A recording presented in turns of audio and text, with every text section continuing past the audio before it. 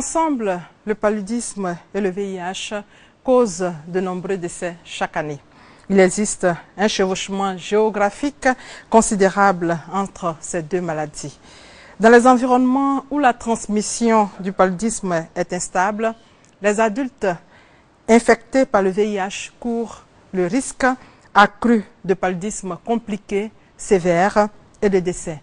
Le paludisme chez les patients infectés par le VIH-Sida, c'est le thème de votre magazine Spotlight Sida. Bienvenue à tous. Paludisme et VIH, pour en parler, un spécialiste en la matière, le docteur Tanomé Antoine, coordonnateur du programme national de lutte contre le paludisme. Bonjour docteur. Bonjour madame. Merci d'avoir accepté notre invitation. Nous allons aussi recevoir tout à l'heure notre chroniqueur Serge Collia. Mais avant, docteur, dites-nous quelle est la situation actuelle du paludisme en Côte d'Ivoire? Je vous remercie madame pour l'occasion que vous nous donnez. Je voulais dire merci à l'AETI et à madame la ministre de la Santé et de la lutte contre le sida qui nous permet de parler du paludisme et de VIH-Sida cet après-midi. Il faut dire que la lutte contre le paludisme a eu quand même une avancée exponentielle. Ça voudrait dire que dans tous les villages, on prend en charge le paludisme. Un village où se trouve un centre de santé. Donc nous avons la disponibilité des intrants, que ce soit les médicaments contre le paludisme, les tests pour faire le diagnostic du paludisme et aussi les moustiquaires sont disponibles dans tous les centres de santé publics de Côte d'Ivoire. En 2013, près de 3 millions de moustiquaires ont été distribués en routine et aussi en campagne qui s'est fait dans la région de Poro-Tchologo-Bagoué et dans la région de Ourodougou-Béré. Il faut aussi dire qu'aujourd'hui, le diagnostic de la prise en charge du paludisme est devenu une réalité. Une réalité. Parce qu'aujourd'hui, dans tous les centres de santé, on confirme le paludisme avant le traitement. Le taux de confirmation est passé de 10% en 2010 à 70% en 2013. Docteur, malgré ce résultat, le paludisme demeure un problème de santé publique en Côte d'Ivoire. Oui, le paludisme demeure toujours un problème de santé publique parce qu'il est responsable de 43% des états morbides dans les centres de santé publics de Côte d'Ivoire. Quand une personne contracte le paludisme, il perd 4 à 7 jours le temps de travail et la population en souffre et cela baisse aussi l'économie de cette famille. Il faut dire aussi qu'aujourd'hui, c'est une maladie à transmission constante. Donc tout le monde est exposé au paludisme. Il n'y a pas une personne qui n'est pas exposée au paludisme en Côte d'Ivoire. Donc c'est une maladie qui est aussi importante. En année 2013, nous avons eu plus de 4 millions de cas de paludisme confirmés qui ont été pris en charge. Tout le monde est exposé au paludisme, mais est-ce que le paludisme récurrent peut favoriser la transmission du VIH-Sida? Le mode de transmission du paludisme est différent du mode de transmission du VIH. Le paludisme est transmis par le moustique, qui est totalement différent du mode de transmission du VIH. Ça ne favorise pas la transmission? Non, ça ne favorise pas la transmission. On peut avoir des cas co-infectés, des personnes co-infectées paludisme et VIH. Parlant justement de la co-infection VIH-paludisme, en Côte d'Ivoire, quel est l'état des lieux aujourd'hui? Nous avons des cas de personnes co-infectées paludisme VIH. Et donc, le paludisme accélère aussi le VIH, comme le VIH accélère le paludisme. Il faut dire que dans la zone d'endémicité où la transmission est constante, comme chez nous en Côte d'Ivoire, les personnes vivant le VIH font beaucoup plus de palud. C'est pour ça que nous demandons souvent toutes les personnes vivant le VIH, lorsqu'ils ont la fièvre, la première chose à laquelle on doit penser, c'est de faire le temps de diagnostic rapide pour voir si c'est pas un palud. Si c'est un palud, il bénéficie de son traitement et il va vaquer à ses occupations naturelles. Docteur, nous allons marquer une courte pause pour suivre ce reportage qui met l'accent sur le paludisme chez les patients infectés par le VIH-Sida, cas des femmes enceintes. Et c'est un reportage de Deborah Olapade commenté par Franck Quadio. Le paludisme est une maladie infectieuse due à un parasite, le plasmodium, causé par piqûre de moustique, l'anophèle. En 2012, sur environ 200 millions de malades du palu, 627 000 sont décédés. Un tableau sombre qui inquiète le programme national de lutte contre le paludisme.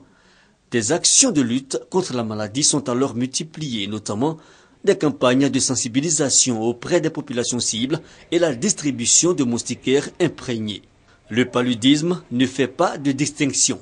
Il atteint enfants, adultes, hommes et femmes. Parmi ceux-ci, les personnes séropositives. On parle alors de co-infection VIH-Palu. La présence de ces deux pathologies chez un même individu affaiblit son système immunitaire et le rend vulnérable. Une prise en charge efficiente est alors nécessaire pour la survie du patient.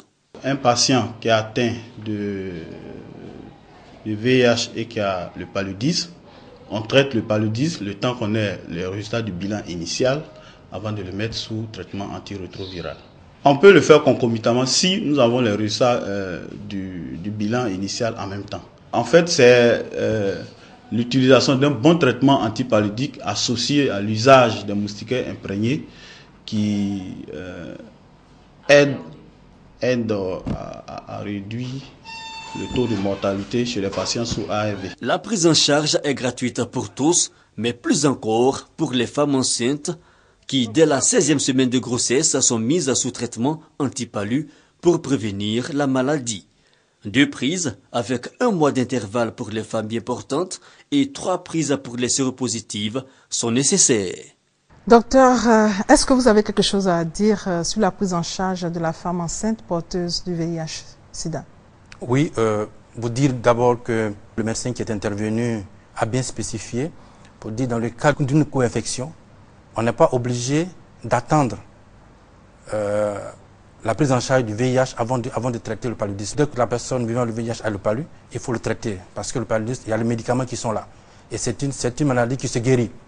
Donc, en 3 jours de traitement, le patient est guéri et il peut poursuivre son traitement antirétroviral. Mais le traitement chez les femmes enceintes infectées par le VIH, c'est le même traitement, mais avec quelques spécificités. La prise en charge du traitement chez la femme enceinte est considérée comme un cas de paludisme grave. Pour le faire, il faut confirmer le temps de diagnostic rapide. Il faut confirmer pour savoir si c'est vraiment le paludisme. Une fois confirmé, on les met sous traitement.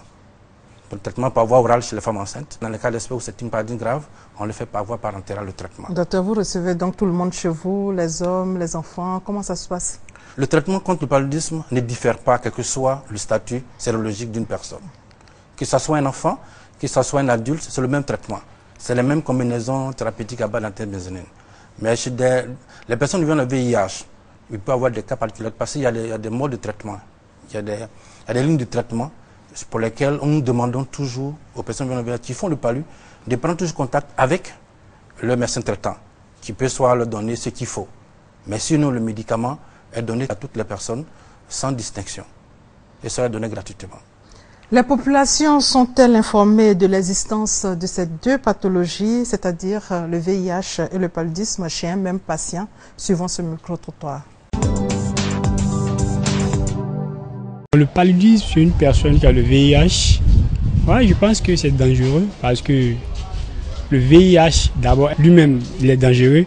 En plus de cela, le paludisme qui va s'ajouter, j'espère que ça devient plus compliqué. Une fois que le système immunitaire est affaibli, toutes les maladies opportunistes accèdent facilement au système immunitaire. Et quand c'est comme ça, ça devient plus dangereux. Quand on parle des maladies opportunistes, c'est-à-dire les fièvres typhoïdes ou tout ça, là, donc la paludisme, sans en tenir compte, avec tout ça, le système, l'individu devient plus faible, quoi. Le sida, d'abord, est une maladie qui affaiblit le système immunitaire. Puis, ajouter le palud qui s'ajoute, c'est encore plus dangereux, je pense. Elles doivent dormir sur les moustiquaires imprégnés pour éviter le paludisme. Le paludisme, c'est une maladie qui est très dangereuse. Comme on le constate ici en Afrique, la population souffre beaucoup du paludisme. Et pour quelqu'un qui est déjà infecté par le VIH-Sida, déjà même son organisme est faible. Donc quand il y a encore le paludisme qui s'ajoute dessus là, ça va s'affaiblir encore. Donc vu que son organe n'est pas, son réseau immunitaire là même est faible, donc selon moi, la personne est en danger. Docteur, un patient qui souffre du paludisme et du VIH, c'est alarmant, c'est inquiétant? Je dirais non, c'est pas alarmant, c'est pas inquiétant. Parce que comme je l'ai dit tout à l'heure, le paludisme se traite et ça se guérit. 80% des personnes vivant le VIH ont une fois fait au moins le paludisme, mais ils n'en sont pas morts. C'est parce qu'on a pu faire le diagnostic très tôt. Mais c'est vrai que ça peut accélérer le statut du patient s'il a une forte baisse de l'immunité. Et chez les enfants, ça peut entraîner des cas plus graves, jusqu'à aller dans un coma et tout ça, des cas plus graves. C'est vrai qu'à cause de la baisse de l'immunité, c'est inquiétant, mais il faut que les personnes qui viennent le VIH prennent des dispositions. Qui dorment sur la moustiquaire imprégnée. Chez eux, le paludisme peut devenir un peu plus grave, mais ce n'est pas aussi dangereux, ils n'en mourront pas si on les prend en charge rapidement. Voilà qui rassure. Mais docteur, vous êtes beaucoup actif sur le terrain dans le cadre de la prise en charge des malades. Qui vous soutient? L'État de Côte d'Ivoire donne un financement pour l'achat des moustiquaires imprégnés, pour la routine, pour les enfants de moins de 1 an et les femmes enceintes. L'État est accompagné dans cette lutte par des partenaires. Et aussi, nous avons des ONG, les ONG sur le terrain qui nous aident, et la population aussi qui nous aide aussi dans le cadre de la lutte contre le paludisme. Docteur, une autre préoccupation, nous entendons souvent dire que les médicaments du paludisme ont des effets secondaires. Est-ce vrai? Oui, comme tout médicament, les médicaments ont des effets secondaires, mais ça en fonction aussi de l'utilisation. Donc, en général, ce que nous avons l'habitude de dire aux patients, c'est de respecter les prises de traitement. Respecter la posologie, ce que le médecin donne comme conseil, de suivre cela. Il faut respecter la période à laquelle on doit prendre les médicaments et la durée du traitement. Je donne un exemple simple. Il y a des gens qui prennent le médicament le soir. On dit une prise le matin, une prise le soir. Ils ont fait la consultation à 15 h. Ils prennent le traitement du matin à 15 h. Ils prennent le traitement du soir à 18 h. Or, nous n'avons pas encore passé la première demi-vie d'élimination. Donc, si on respecte la posologie avec le conseil du médecin et aussi le traitement du paludisme, il faut dire que le paludisme est une maladie hypoglycémienne. Et le traitement aussi entraîne une hypoglycémie. Donc il faut que la prise de traitement soit accompagnée de l'alimentation. Donc si on fait ici, c'est sûr qu'on n'aura pas d'effet secondaire. Docteur, on parle aussi de gratuité des médicaments du paludisme. Est-ce que cette gratuité est une réalité dans nos hôpitaux? Il faut dire que l'État de Côte d'Ivoire a fait beaucoup d'efforts. D'abord par arrêter portant gratuité de la prise en charge du paludisme concernant les moustiquaires, les tests de diagnostic rapide, et aussi les antipaludiques.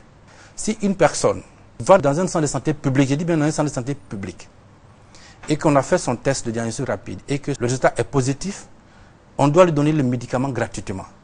Je dis bien gratuitement pour le cas du